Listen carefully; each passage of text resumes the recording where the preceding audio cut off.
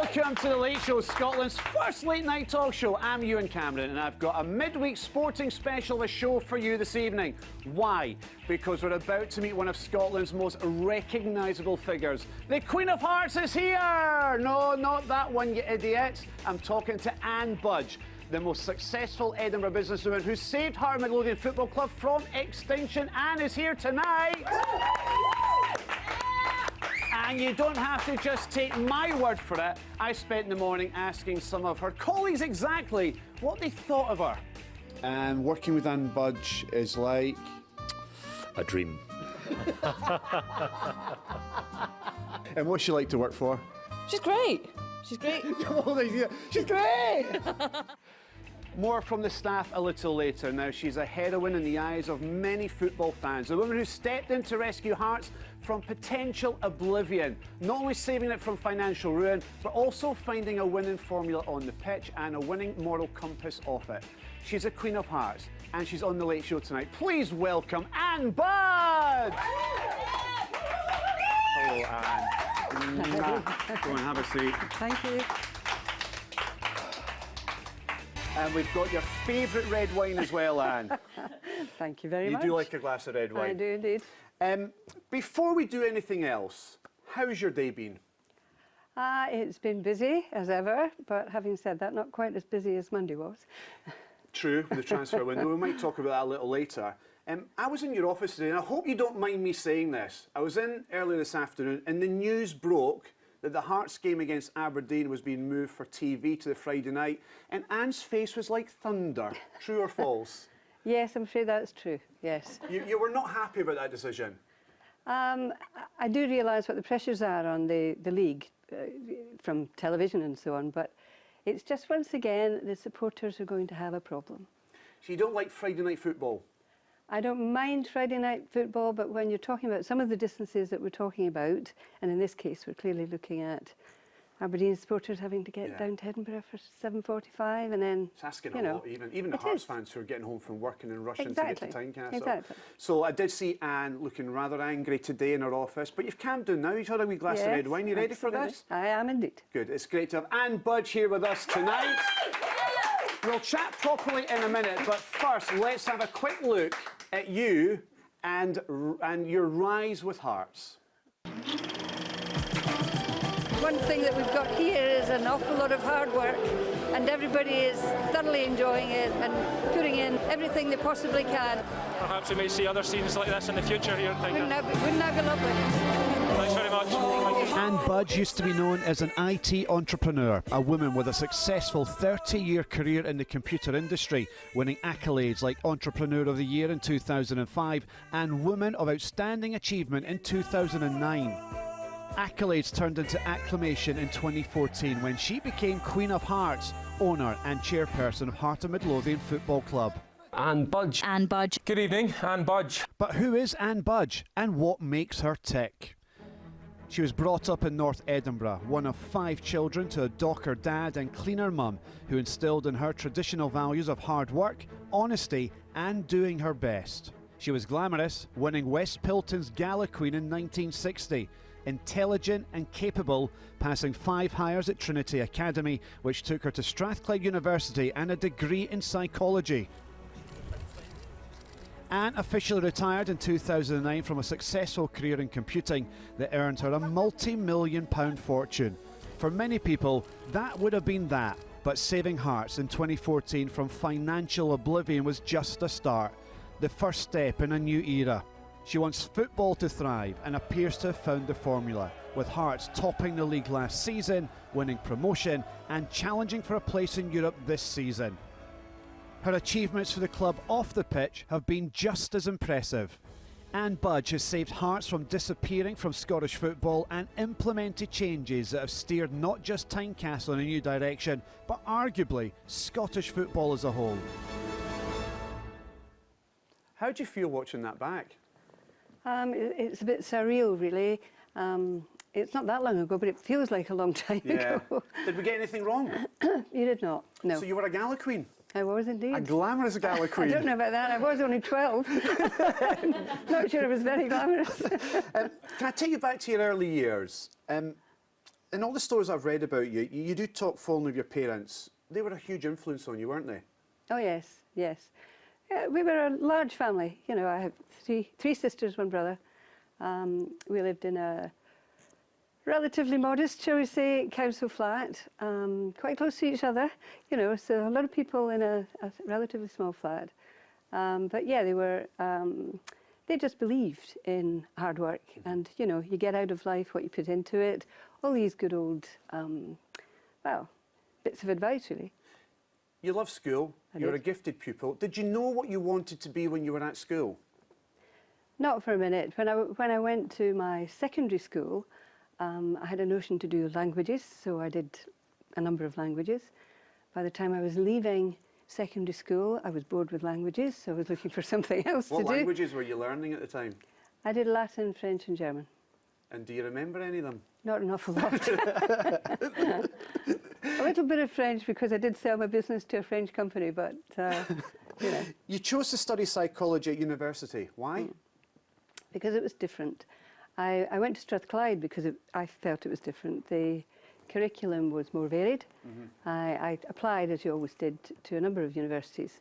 And in all the other cases, well, I applied to do law at Aberdeen, and I applied to do languages as my kind of safe option at Edinburgh and Glasgow.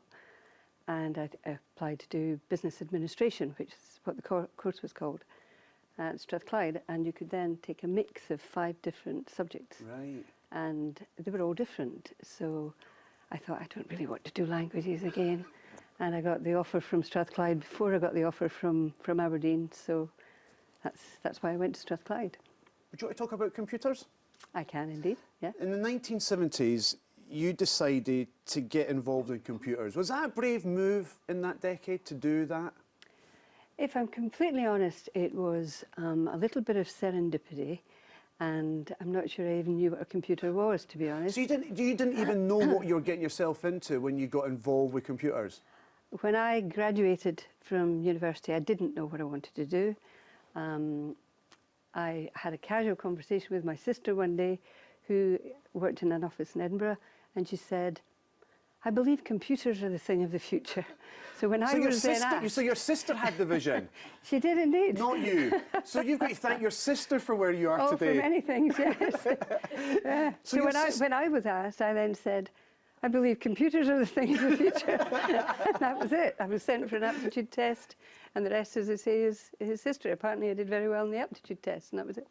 And it did take you all over the world, didn't it? Eventually. Eventually, a lot of yes. hard work, but it did take you all over the world. And you've done well through computers, thanks to your sister. Yes, it did eventually all work out. I discovered years later, I was within a hair's breadth of not making it in the graduate intake because I didn't know anything about computers. I'd gone in, we had an 8-week training course, and it wasn't making any sense to me. And I still remember to this day that moment when I was sitting there trying to do some sort of exercise, and suddenly it clicked. And I thought, gosh, that's what they've been talking about all this time. And I was that close, apparently, I subsequently discovered, to basically being told, sorry, Anne, this is not for you. So was it your sister that actually clicked? Did you go and speak to her again? What am I doing wrong? What can I do to carry on this as my career? Well, I have to say, the same sister came to work for me a few years later and worked for me for the best part of 20 years. Wow. So, yeah, I've got a lot to thank her for. And you've done well out of it. Yes. Financially as well. Yes. I mean, what's a magnificent career. Could you have even envisaged where it have ended up? At what point did you know you thought, at what point did you think I've made it? You were that successful, you had the success. I think a few years into running your own business, when you have actually managed these first 2 or 3 years that are very, very difficult, you can actually see that, actually, with a bit of luck, next year's going to be quite good. We've got sustainable business, it's not all got to be new. You've got clients who trust you. So a few years into it, you thought, yes, we're okay. Very briefly, you could have quite easily walked away and had a beautiful, lovely retirement. You decided not to and go and save hearts. Just very briefly, was that an easy decision? And we'll get into that shortly.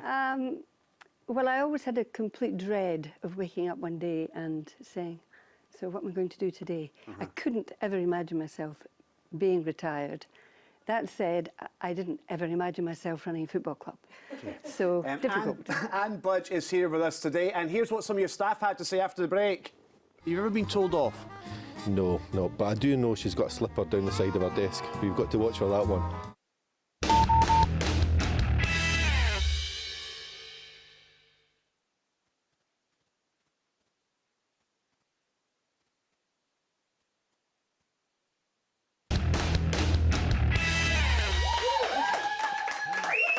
Welcome back to The Late Show, Scotland's first late night talk show. I'm Ewan Cameron, and tonight my interviewing dreams have come true because I'm chatting to the Queen of Hearts herself, Anne Budge.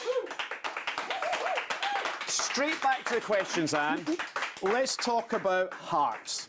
Yep. There's a lot of fans watching tonight who want to hear all about Hearts. Okay. First of all, is it true that your daughter got you into football when she bought you a season ticket for you to kind of like chill out and get away from work? That's almost true. She certainly got me into football.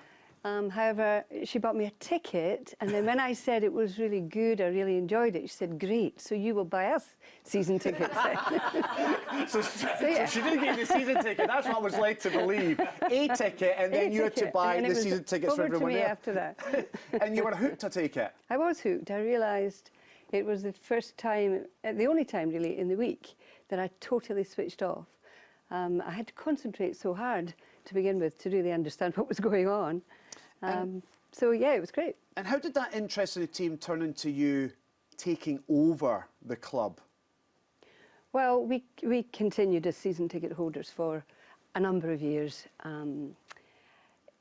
The real catalyst, I think, was Gary Mackay, because on one occasion Gary approached us and asked if we would sponsor a lunch for the physiotherapist who was leaving, and we did that. So he then kind of knew who I was. I was a season ticket holder, etc. That I loved Hearts. So when FOH, the Foundation of Hearts, was set up, and Gary was involved in these early days, they were looking for, well, who in the business community could we get to be supportive? So Gary very helpfully said, oh, I know who you could talk to, and Budge is a big Hearts supporter. And that's kind of how it happened. And that's how it started for you. Yeah. When you look back now at that day, when you took over at Hearts, how close was the club to actually disappearing from the face of the earth? I mean, were we in a situation where Hearts were gone? Without question, yes. Another couple of days and I think Hearts would have been gone. So you took over on May the 11th. A couple of days longer, gone. I think so, yes. Yes, there was absolutely no money, absolutely no money. And I think the administrators had basically run out of options. So we had been working really, really hard for the previous 2 or 3 weeks to just try and get this deal over the line. Did you have your doubts? Did you ever at any point where you just thought, I can't do this, and were you ever at any point walking away from it? There were times when I had my doubts that it would happen, because you would feel as if you had made some progress and then something would happen in Lithuania and suddenly it was sort of 2 steps back again. And so there were times when I thought, are we ever actually going to get this? But clearly we did. So there were no doubts from my perspective about did I want to do it, would I do it? It was more, are we going to be able to do it? I take it at that time, did you fear that the club had gone? Even with your input and all the backing that was coming your way, did you fear that the club was going to go no matter what you did? I think in these moments I did, because if our deal had fallen through, there was nothing else. So, it wasn't as if some other option was available. Yeah. So if our deal hadn't gone through, then the club was gone.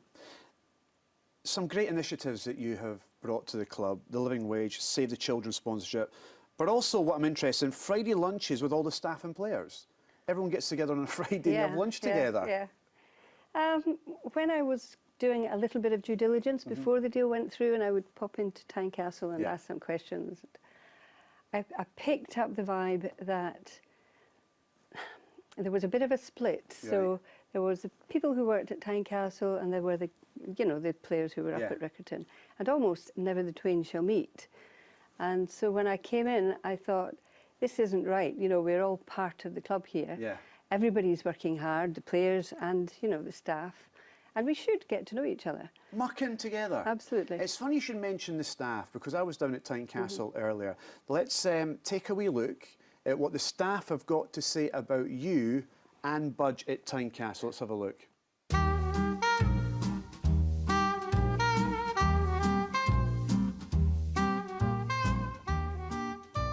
Can't believe I've dropped a coffee. Do you think that's going to need painting? Nobody will notice, surely. Don't tell anybody.